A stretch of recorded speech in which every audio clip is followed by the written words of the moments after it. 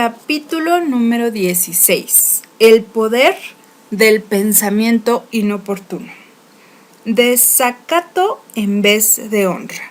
Moraleja de la historia: somos lo que pensamos, decimos y hacemos. Si ocupamos nuestra mente con pensamientos de gratitud hacia otras personas, estaremos agradecidos en espíritu y en hechos. Una advertencia: si permitimos que nuestra mente se entretenga con dudas, desconfianzas y acusaciones, destruirá nuestra mente así como también nuestra vida.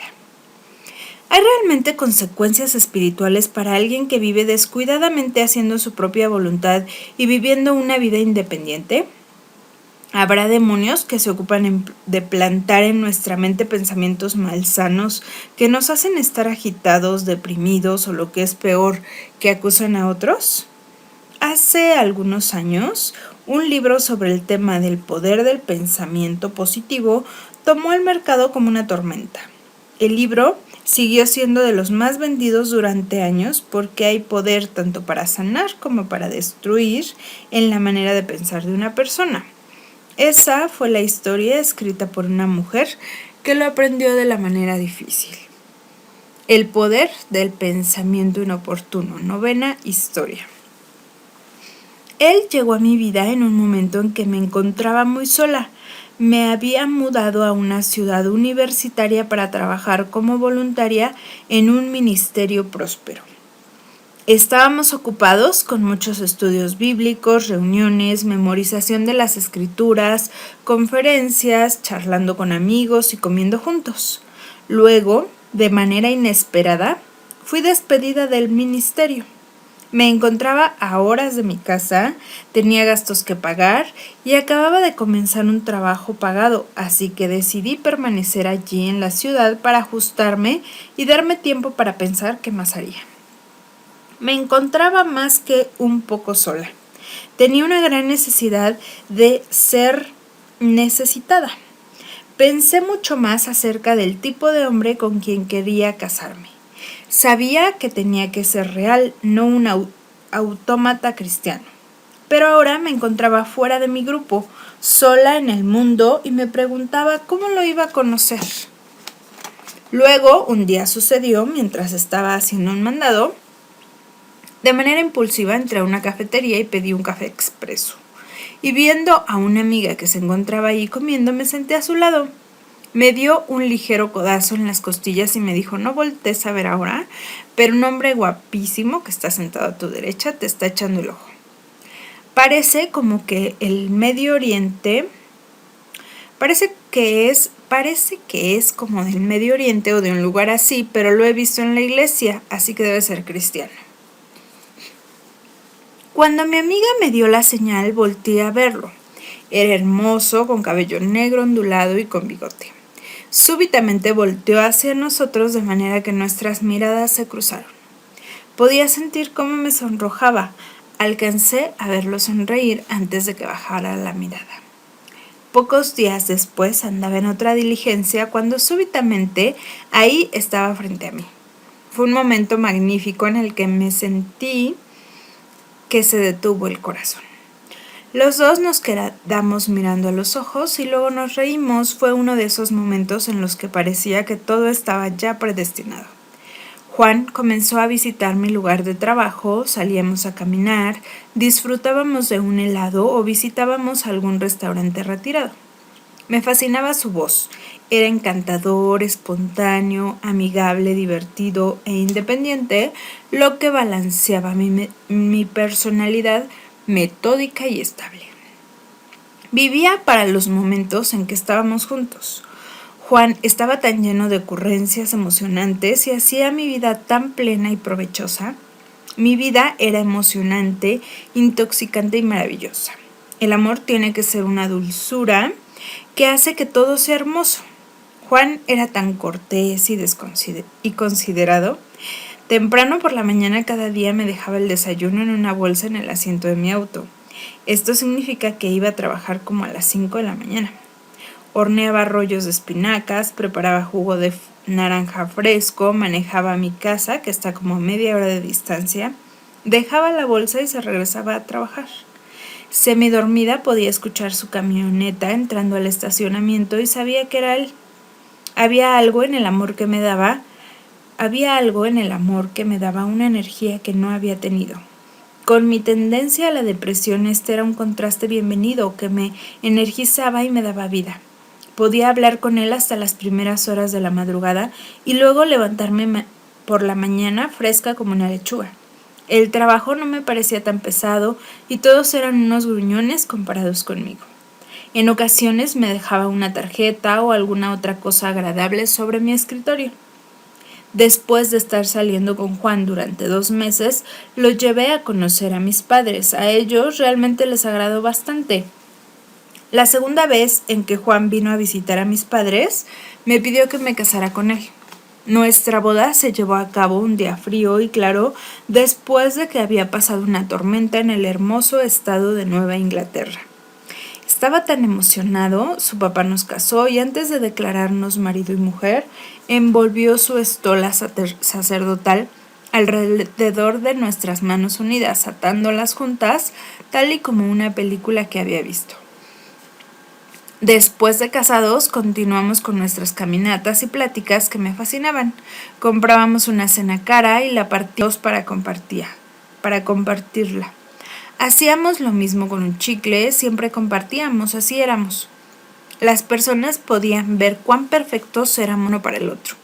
Cocinábamos juntos, nos reíamos juntos, disfrutábamos a nuestros amigos juntos y estábamos llenos del amor del Señor juntos. Sucedió de manera lenta que ni cuenta me di, como la nada, dardos de fuego comenzaron a volar hacia mi alma como una pesadilla que viene de quién sabe dónde. Comencé a tener pensamientos acusadores, sentimientos de irritación, dudas e inseguridad que forcejeaban en mi alma, cosas que durante nuestro cortejo podría pasar por alto. Ahora invadían mi mente, de manera que no me permitían pensar con claridad. El bagaje de mi juventud nublaba mi alma como un olor fétido. Había sido enseñada a sujetarme como esposa, sabía que no había otra salida sin obedecer, pero lo hacía con un corazón pesado y amargo resentimiento. Cuando mi esposo Juan decidió ir a la escuela bíblica a 5.600 kilómetros de distancia y en otro país, sus ideas grandiosas eran extrañas para mí. Comencé a abrigar una continua desaprobación por todo lo que él hacía. Empecé a dudar de sus motivos, comencé a hablarle con aires de superioridad porque pensaba que manejaba nuestro dinero tontamente. Parecía que le faltaba claridad espiritual. Yo quería iniciar una familia y Juan quería esperarse 5 años antes de tener hijos. ¿Por qué habría de ser él quien decidiera? Yo tenía mis convicciones, yo tenía que hacer las cosas como sabía que Dios dice, no como mi esposo decía. Todo el día en el trabajo mi mente entretenía pensamientos de inseguridad y dudas acerca de mis motivaciones y de su liderazgo. ¿Me odiaba ahora Juan? ¿Desagradaba yo a Dios de alguna manera? ¿Me había casado con el hombre equivocado? Constantemente recreaba pensamientos que le echaban la culpa de mi infelicidad. De manera que la dulzura se había desvanecido. Él me había dicho que solamente iba a tener que seguir trabajando hasta que terminara una especialidad que le llevaría 1 año, pero le llevó más tiempo. Tenía la esperanza de embarazarme para de esta manera tomar un receso del exigente trabajo en la agencia de publicidad. Luego llegó el golpe más duro. El médico nos informó que no íbamos a poder tener hijos. Se sintió como la muerte. Mi sueño de ser madre había sido hecho pedazos. La depresión regresó de manera diaria a mi vida. Su manejo de nuestras finanzas, que solamente nos hacía incurrir en más deudas, realmente hizo que me derrumbara. Era un manojo de nervios y él trataba de evitar el asunto. ¿Te acuerdas de lo que me encantaba cuando lo conocí? Era tan espontáneo, de manera que balanceaba mi personalidad metódica. Juan seguía siendo Juan. Él no había cambiado. Después de un tiempo, simplemente dejó de hablarme. Permanecía horas fuera de la casa. Cuando un día, después de 6 años de casados, llegué a casa y se había ido. No como si solamente hubiera empacado una maleta, su ropa, su regadero, sus cosas. Todo lo que decía Juan había desaparecido. Nunca había considerado que realmente me pudiera dejar. Éramos cristianos, no estábamos preparados para entrar en el ministerio, ¿verdad? Digo, para esto estaba yendo al instituto bíblico, así que de seguro iba a regresar. Yo lo perdonaría, volveríamos a ser amantes y entraríamos juntos al ministerio. Además tenía una réplica, ¿verdad? Pero se había ido. Lenta, pero ciertamente había yo erosionado su espíritu con mi desacato, mis aires de superioridad y mi desaprobación. Pero jamás hubiera yo creído que esto desembocaría en su partida. Me amaba, yo sé que me amaba, éramos perfectos el uno para el otro. ¿Por qué se fue? Podríamos haber resuelto nuestros problemas, tal vez con un poco de consejería, si tan solo... Ahora estaba terriblemente sola. No era como ser soltera otra vez, era como si me hubieran roto en 1000 pedazos. En mi cabeza daban vueltas visiones de que él se fuera a acampar frente a su puerta para hacerlo volver. Tal vez eso haría que me volviera a amar. Oré fervientemente que regresara, pero nunca volvió. Así que, ¿cómo es la vida después de haber perdido el amor de tu vida? Eres una maraña de necesidades que no pueden expresarse adecuadamente. La necesidad de enfrentar la pérdida de una relación sin que haya de por medio un funeral, amigos que te consuelen o la familia, la necesidad de volver a encontrar ese sentido de propósito para la vida, la necesidad de encontrar una manera de proveer para ti misma, la necesidad de mantener tus hormonas bajo control, la necesidad del consejo legal y financiero. Estas son algunas de las muchas cosas que uno enfrenta. Agrega a esto la vergüenza de ser una cristiana con la mayúscula letra D en su currículum. De manera que después de permanecer sola por 3 miserables meses, regresé como un triste frasco a vivir otra vez con mis padres. La visión que repetidas veces venía a mi mente era ese baúl de mis sueños, ahora convertido en un ataúd con todos mis sueños y esperanzas encerradas dentro. A los 31 años mi vida había terminado. Me aferraba al sueño de que Dios volvería a dar vida a nuestro matrimonio. Oré con desesperación y me aferraba a la esperanza de que Juan se arrepintiera, se humillara y regresara a mí como el hombre que yo pensaba debía ser.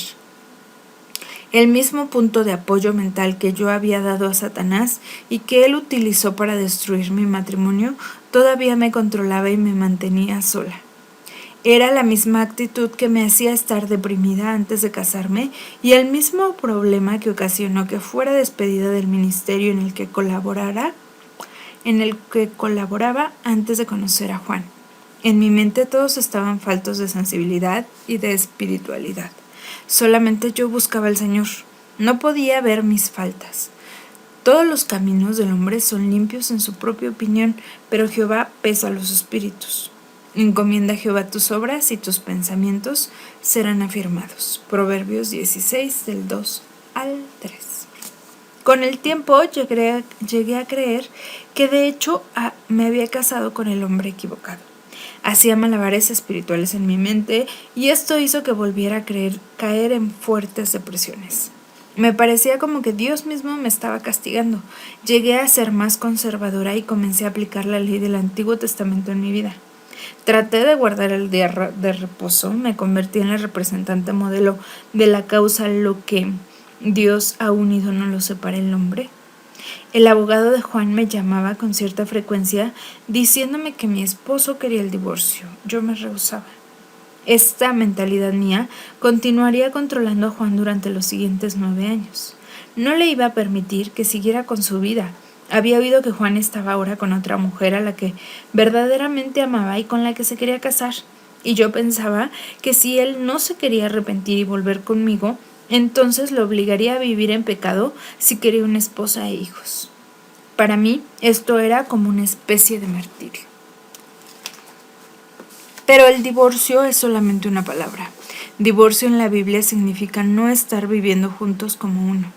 La realidad era que yo estaba bíblicamente divorciada. Como unos 8 años después de que mi esposo me dejó, comencé a recibir la revista No Greater Joy.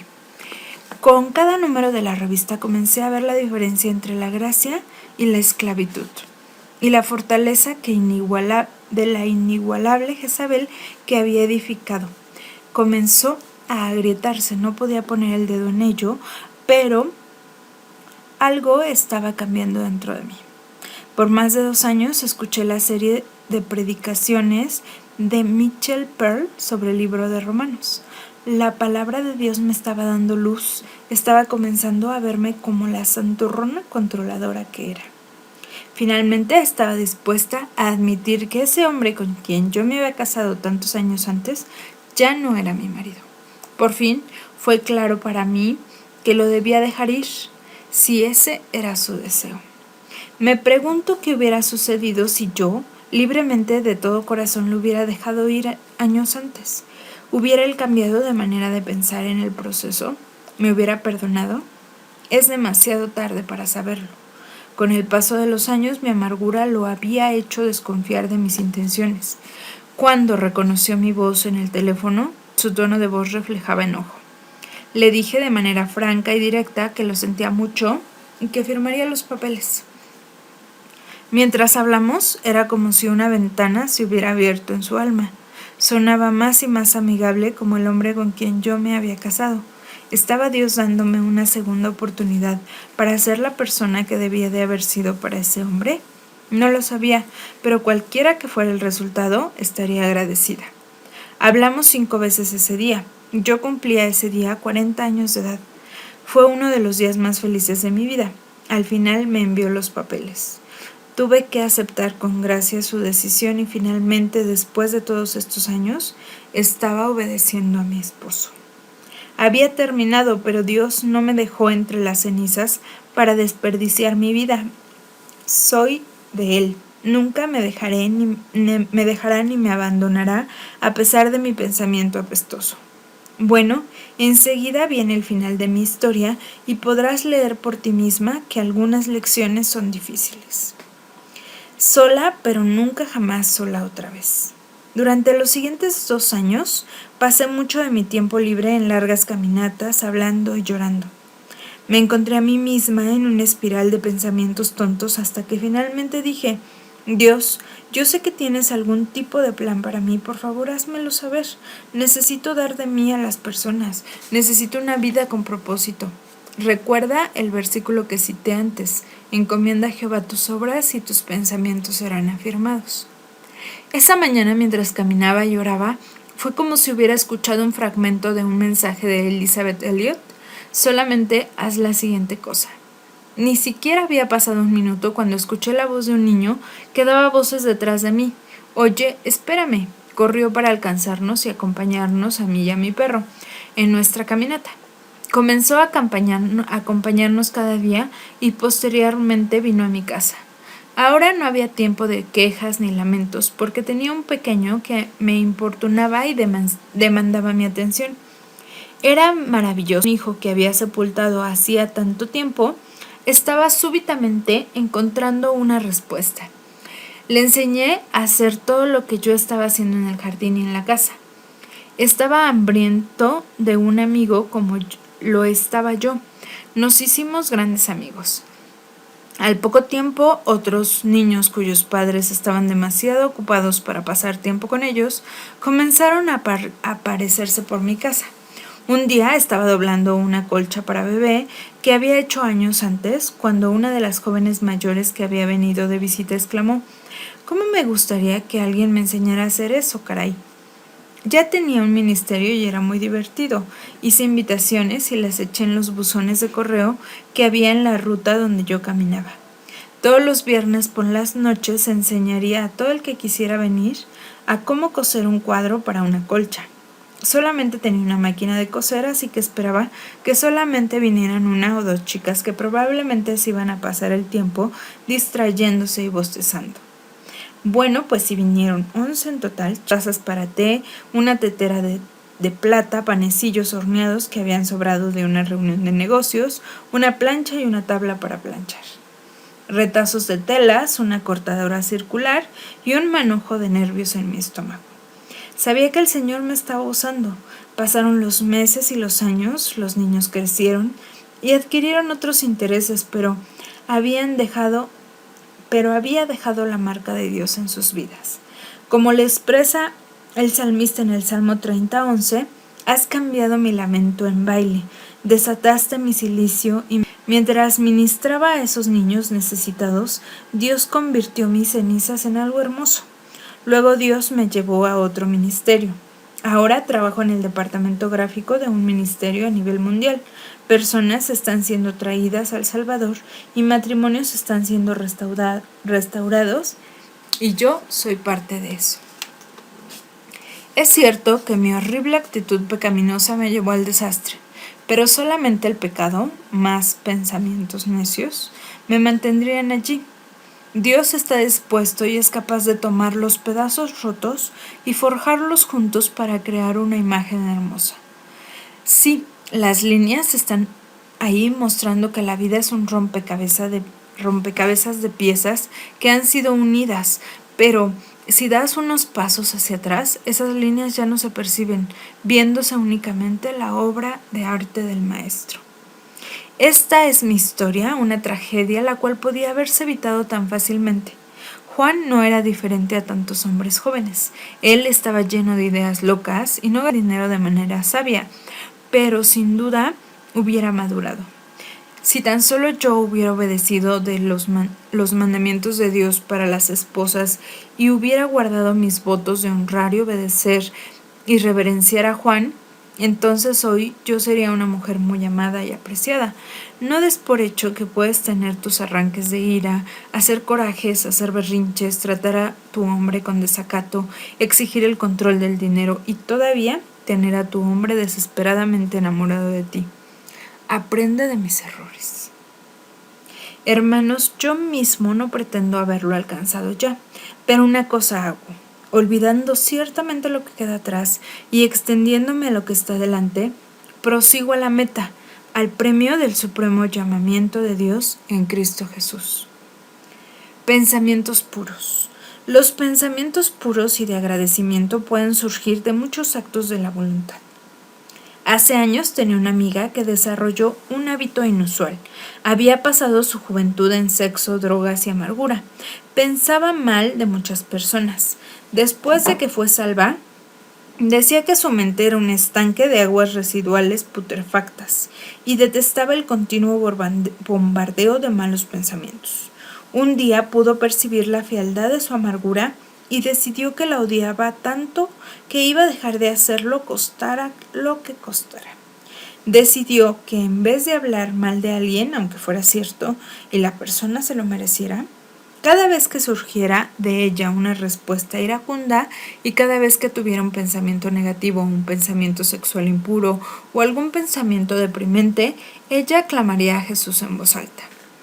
El tener una conversación con ella era, ¿cómo lo puedo decir?, un continuo sobresalto. Casi cada vez que hablaba con ella cara a cara o por teléfono, ella, sin ninguna explicación o pausa, súbitamente exclamaba, «Oh Señor Jesús, ayúdame». Su continuo llamado a Dios era muy efectivo para ambas, y como también estoy segura, lo era para el resto de sus amigas. Yo era muy cuidadosa con el tipo de cosas que comentaba con ella. Ella estaba en serio con Dios. La admiraba por eso y estoy segura de que Dios la bendijo por su deseo de andar en pureza. El hombre es más propenso a pecar con su cuerpo. Los pecados de la mujer son más en actitudes y en palabras. El pecado es pecado y será juzgado como tal. Abre su boca con sabiduría y la ley de clemencia está en su lengua. Proverbios 31:26. Es parte de la naturaleza humana treparse en la espalda de alguien si uno se está ahogando. Las personas, particularmente las chicas que están frustradas con sus vidas, tienen la tendencia de tratar de derrumbar y arrastrar a otros. Lo justifican diciendo que solamente están diciendo lo que pasó, que están siendo honestas y otras cosas similares. Esta necesidad de tumbar a otros seguirá contigo en tu matrimonio, trabajo y vida, pues siempre habrá aquellos de quienes pensarás que es necesario hablar y decir las cosas como son. Es una trampa mortal de Satanás. No la trampa mortal de ellos, sino la tuya. Hasta que una chica aprenda a controlar su necesidad de criticar y derrumbar a otros, hasta que permita que los demás pasen delante de ella sin ser hostigados por su información verídica, hasta entonces comenzará a crecer como persona. Toda discusión, todo malentendido, todo sentimiento lastimado, cada depresión tenebrosa se origina en alguien que supone que la otra persona le deseaba un mal. Se aprovechó de ella, se expresó de manera ofensiva de ella o cualquier otra cosa que la mente confabule. Imagínate ser de estas malas interpretaciones. Puedes ser libre. La lengua apacible es un árbol de vida, mas la perversidad de ella es quebrantamiento de espíritu.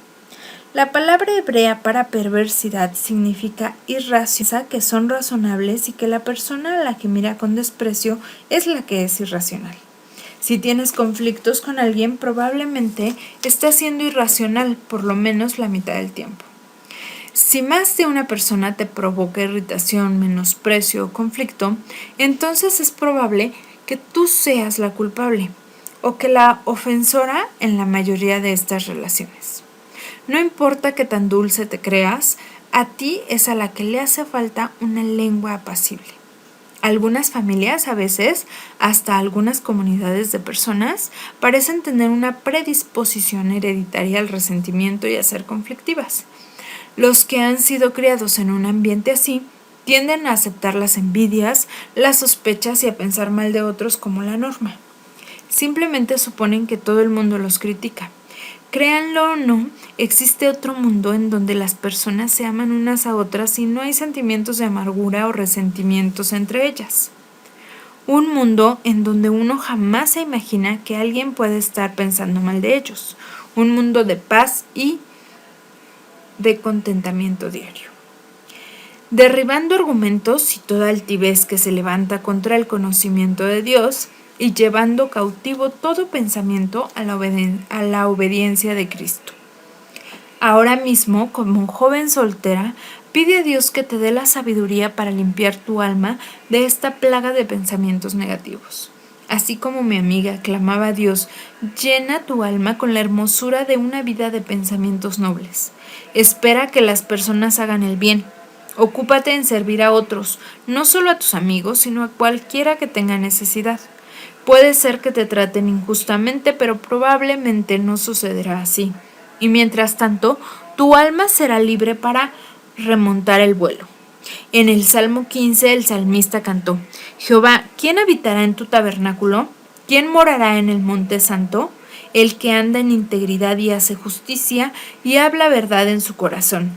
El que no calumnia con su lengua, ni hace mal a su prójimo, ni admite reproche alguno contra su vecino. El cofre del tesoro.